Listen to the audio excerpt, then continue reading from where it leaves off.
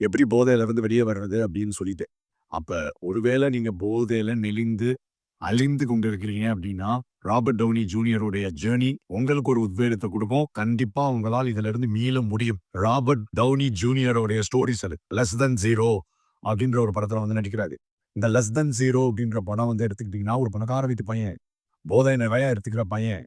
போதையில எடுத்துக்கிட்டு போதை மறுவாழ்வு மையத்தின் மூலமாக மீளக்கூடிய ஒரு பையன். அவருடைய லைஃப்ப தான் படமாவே எடுக்குறாங்க அந்த டைம்ல.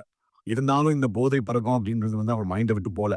ஷூட்டிங் போயிட்டே இருக்கும்போது, திடீர்னு வந்து ஃபெல் டவுன் ஆகி கீழ விழுகிறது, மயங்கி விழுகிறது, காலையில ரொம்ப ஹைப்பரா இருக்கிறது, நைட் வந்து ரொம்ப டல்லா இருக்கிறது.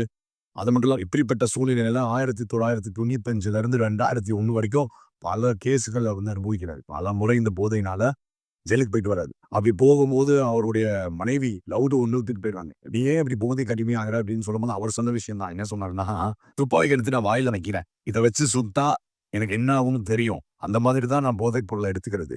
ஆனாலும் என்னையால இதிலிருந்து வெளிய வர முடியல." அப்படின்ற மாதிரி சொல்லியிருக்காரு.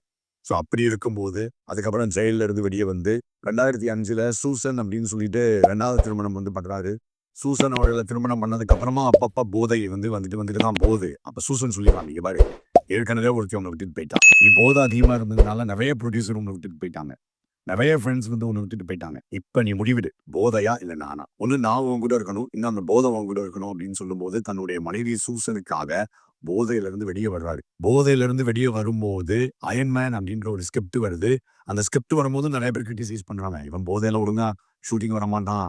ஒழுங்கா நடிக்க மாட்டான். ஒழுங்கா படத்த முடிச்சு குடுக்க மாட்டான் அப்படின்னு சொல்லும்போது, இவர நம்பி அயர்ன் மேன் படத்துல நடிக்க வைக்கிறாங்க. ஸோ அந்த நடிப்புக்கு அப்புறமா உச்சம் தொடுறாரு. ஸோ போதையில இருக்கும்போது வாய்ப்புகள் வந்தாலும் ஸ்டேபிளாவே இல்ல. ஸ்டெடியாவே இல்ல. அப்படியே ஒரு மாரி மீடியமா தான் போயிட்டு இருக்கு. அப்படி போயிட்டு இருக்கும்போது மனைவியின் துணையோட போதைப் பொருளிலிருந்து மீளணும்னு நெனச்சு, மீள ஆரம்பித்த பிறகு என்னாச்சு அப்படின்னு சொல்லிட்டு பார்த்தீங்கன்னா, அயர்ன் மேன் மூலியமா உச்சத்த தொடுறாரு. இன்னைக்கு 60 வயசு வரைக்கும் "நான்லாம் போதை எடுக்கிறதே இல்ல" அப்படின்னு சொல்லிட்டு நெறைய இடங்களுக்கு போய் அவரே மோட்டிவேஷனல் ஸ்பீச் குடுத்துட்டு இருக்காரு.